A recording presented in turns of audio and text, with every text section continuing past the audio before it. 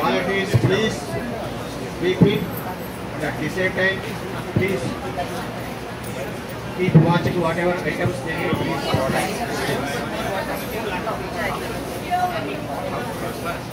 Yeah.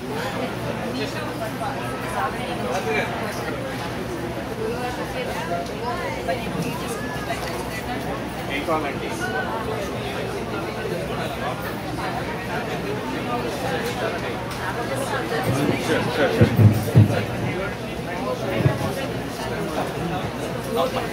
Huh? Hey, Manish. Oh, I see. It's your No chit chat, please.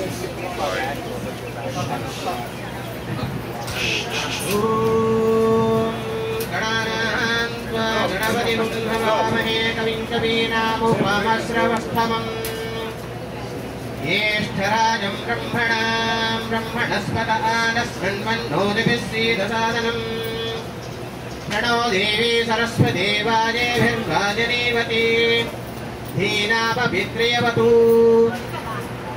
गुरुर्ब्रह्मा गुरुर्विष्णुः गुरुर्देवो महेश्वरः गुरुः साक्षात् परं ब्रह्म तस्मै श्रीगुरवे नमः श्रयंबकं विदामहे सुगन्धिं पुष्टिवर्धनम् उर्वारुकमिव बन्धनान् मृत्योर्मुक्षीयमामृतात् आद्यायनाय विद्महे कन्याकुमारी धीमहि तन्नो दुर्गे प्रचोदयात् श्रीमहागणाधिपतये नमः श्रीमहासरस्वत्यै नमः श्रीगुरुभ्यो नमः हरिः ओम् please offer little yellow rice here Havan Kunda water out of not in middle just outside outside the Havan Kunda yellow rice yellow rice Shri Gurubhyo Namaha Harihi Om Devim Vajamajanayam Devasthana Vishnurupa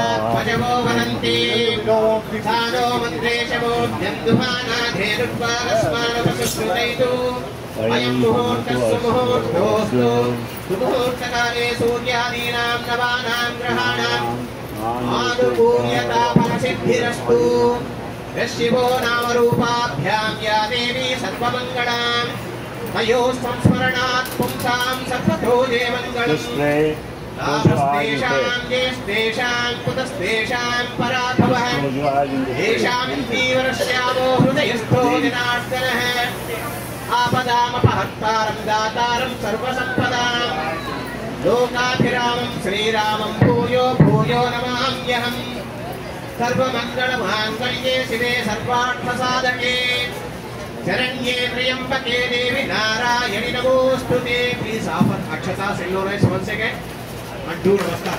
Sri Lakshmi Narayanaabhyam namaha Uma Maheshwarabhyam namaha Vani Hiranyagarbhabhyam namaha Sati Parangarabhyam namaha Arundhati Vasishtabhyam namaha Sri Sita Ramabhyam namaha Sarvebhyo Sri Mahajanebhyo namaha Achamya.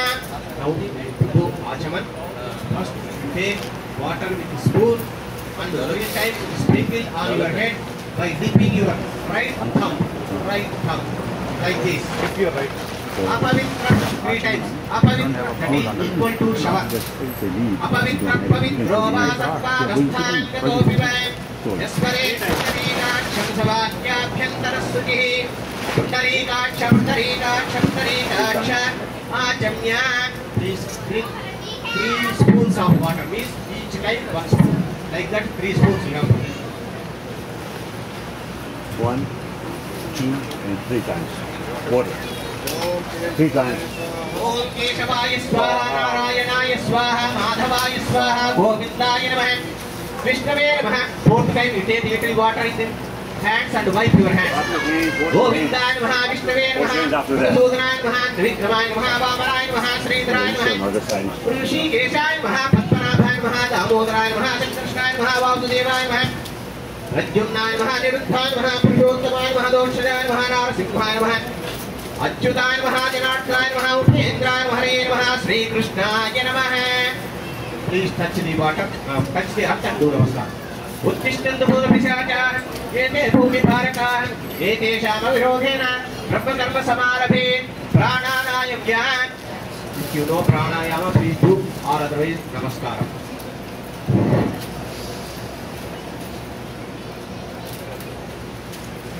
ओम भूः ओम भुवः ओम सुवः ओम महः ओम जनः ओम तपः ओम सत्यं ओम तत्सवितुर्वरेण्यं भर्गो देवस्य धीमहि धियो यो नः प्रचोदयात्. ओमापो ज्योतिरसोऽमृतं ब्रह्मभूर्भुवस्सुवरो मम प्रीसे मम यजमानस्य उपात्मसमस्तदुरितक्षयद्वारा श्रीपरमेश्वरमुद्दिश्य श्रीपरमेश्वरप्रीत्यर्थं शुभाभ्यां शुभे शोभने मुहूर्ते श्रीमहाविष्णोराज्ञया प्रवर्तमानस्य ब्रह्मणः द्वितीयपरार्थे श्वेतवराकल्पे वैवस्वन्मन्वन्तरे कलियुगे प्रथम पादे जम्बूद्वीपे कपिलकुरुषे वृषारण्ये दत्तक्षेत्रे सद्गुरुचरणारविन्दसन्निधौ समस्तदेवता ब्राह्मण हरिहरसन्निधौऽस्मिन् वर्तमानव्यावहारिकचान्द्रमानेन प्रभवादिषष्टिसंवत्सराणां मध्ये श्रीविरोधिनाम संवत्सरे दक्षिणायने वर्ष ऋतौ ग्रीष्म ऋतौ आषाढमासे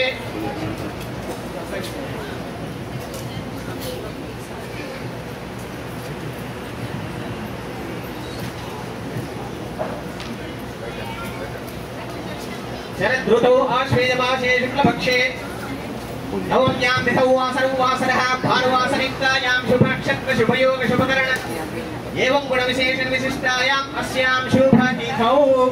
Please all of you chant your names, Gotra, Nakshatra, whatever you have, praise Goddess Mother. Today is one of the auspicious moments we joined here to do our offerings, seeking blessings from Goddess Mother, who is the form of Tripotrukas, that is Mahakali, Mahalakshmi, Mahasaraswati. And today, Maharnavami Ukam, today is the last day of Goddess Mother's war against demons, and whom she killed, she eradicated the evil, the enemies, the negative forces, and blessed us with purity, happiness, and knowledge. Jai Guru.